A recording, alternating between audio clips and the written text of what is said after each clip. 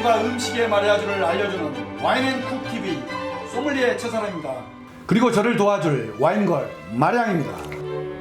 안녕하세요. 오늘 여러분들과 마리아주 하게 될 곳은 삼청동 르꼬숑입니다.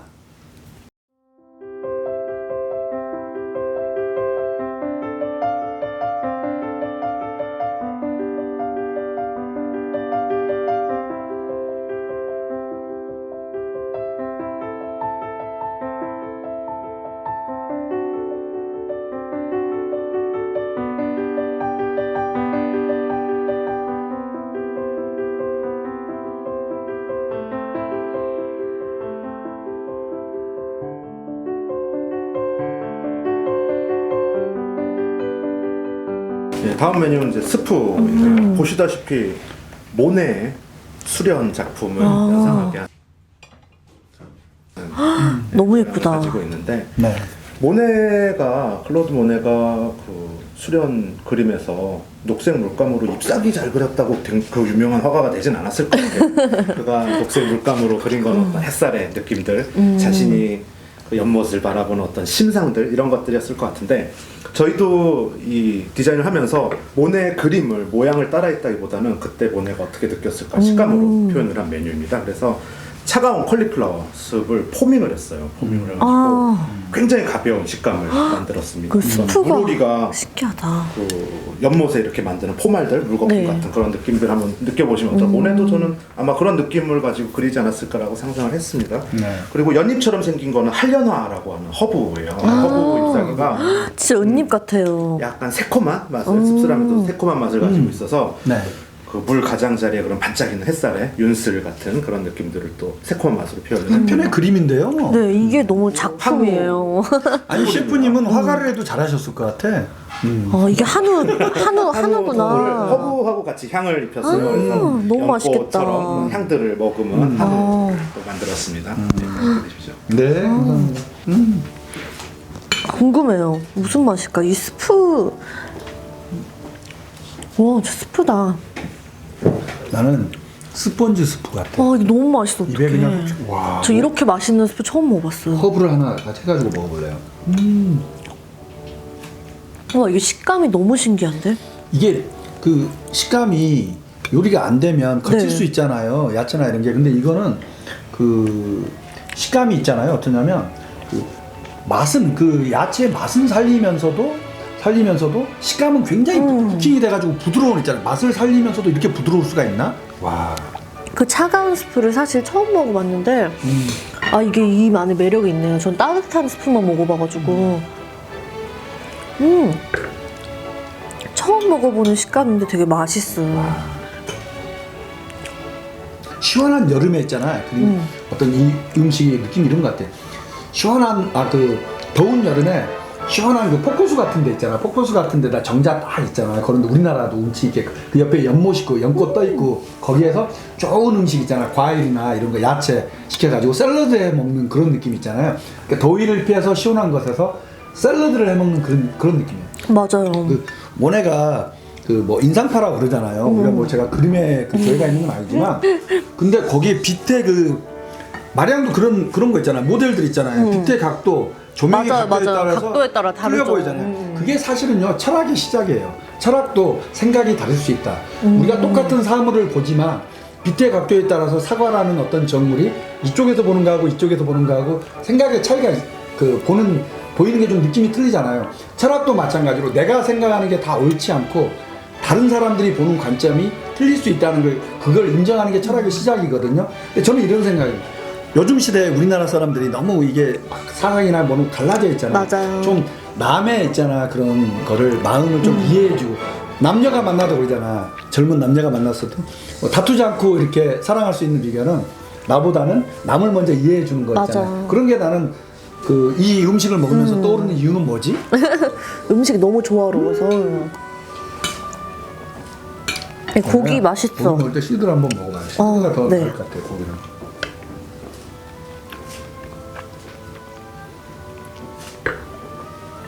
그런 걸 제대로 말씀해 주시라고 시드르가 나와서 쏙닥쏙닥 거리지 말고 팁이라고 아 그러네요. 두 잘 감독이, 두 어울린다. 감독이 항상 있잖아요. 우리가 네. 먹는 걸 찍을 때 이야기를 하는데 꼭 저렇게 한 절반은 기분 나쁜 투로 이렇게 하는 거면 찍지. 자기는 카메라를 잡아야 되잖아. 그럼 어쩔 수 없어. 도대체 얼마나 처먹는 게야? 돼지 같은 놈.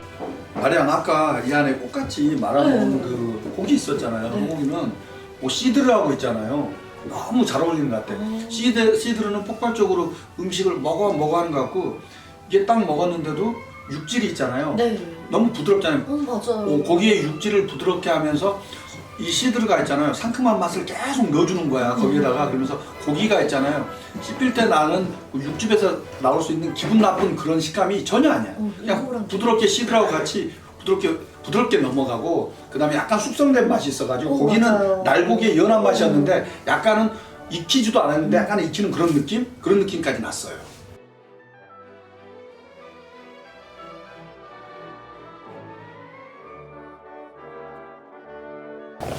예, 다음 메뉴는 성게가 있는 정물입니다. 이번에는 화가들의 이야기가 아니라 잠시 평론가들에 대한 이야기를 할 건데요. 어떻게 보면 저한테는 또 평론가시기도 하시는데 이 거트루드 스타인이라고 하는 미술평론가입니다. 작가이기도 하고요. 또 브리아 샤바렌 너무나 유명한 미식평론가, 프랑스 미식평론가이고요. 거트루드 스타인 같은 경우는 미드나잇 인 파리라는 영화에서 그 해밍웨이의 친구로 나와서 봤어요. 피카소의 친구가 네. 굉장히 유명한 그의 이제 거실이 어떤 박물관보다도 더 대단한 작품들로 소장품을 가지고 있다라는 평을 듣는 분이고요.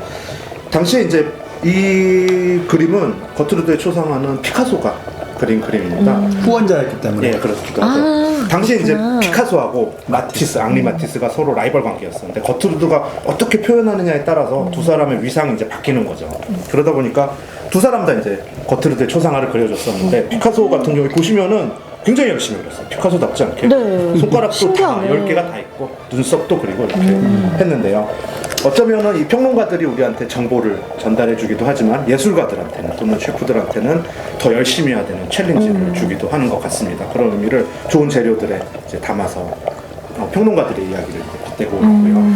이 메뉴가 성게가 있는 정물은 위에 성게는 국내산 성게입니다. 국내 차가운 바다에서 잡는 오늘 잡아서 바로 넘은 냉장 성게. 그 위에는 송화를 올려졌고 밑에는 서해 새우 그리고 초록색 보이는 건 남해의 감태입니다. 그래서 그 삼면의 바다를 다 올렸고요.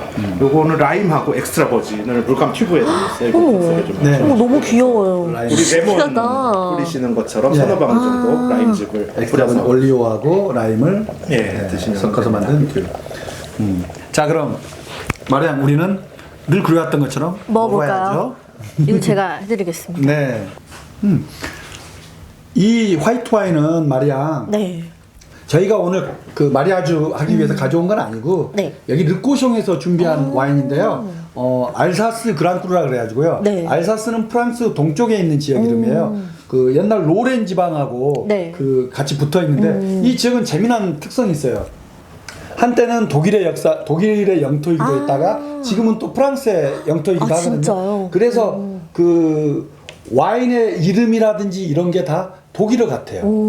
네. 그다음에 그 마지막 수업이라는 알퐁스 도데의 마지막 수업 있죠. 네네. 그 학교 다닐 때 여러분들 그거 시간에 다 배우잖아요. 그쪽의 무대가 되기도 한 거예요. 예. 약간 서늘한 지방이고 그래서 이렇게 화이트 와인이 잘 만들어지고요. 포도 품종은 리슬링. 역시 리슬링. 독일에서 많이 알려진 리슬링인데 알사스에도 이렇게 나온다는 거 한번 따라드릴까요? 기대되네요. 네. 셰프님이 셀렉하신 와인이죠, 이거는. 네, 그렇습니다. 알사스 그랑크루.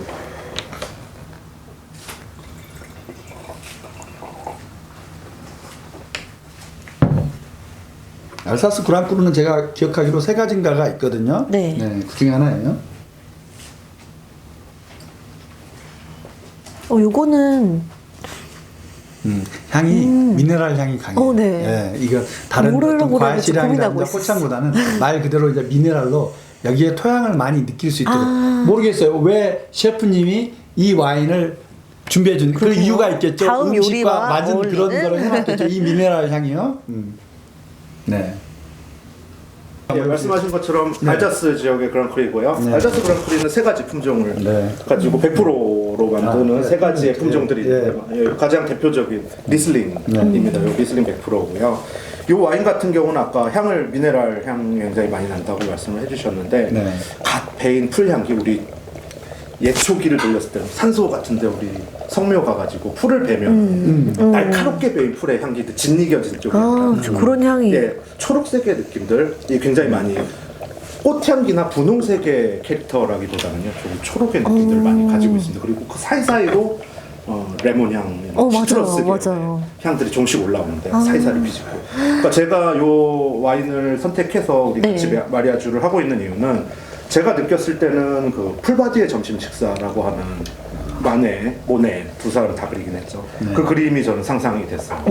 녹음이 우거진 초록색의 잎사귀들이 살랑거리는 사이로 그 향기들 초록 사이로 들어오는 햇살들이 또 레몬 향처럼 떨어지는 그 느낌들을 표현을 했고요.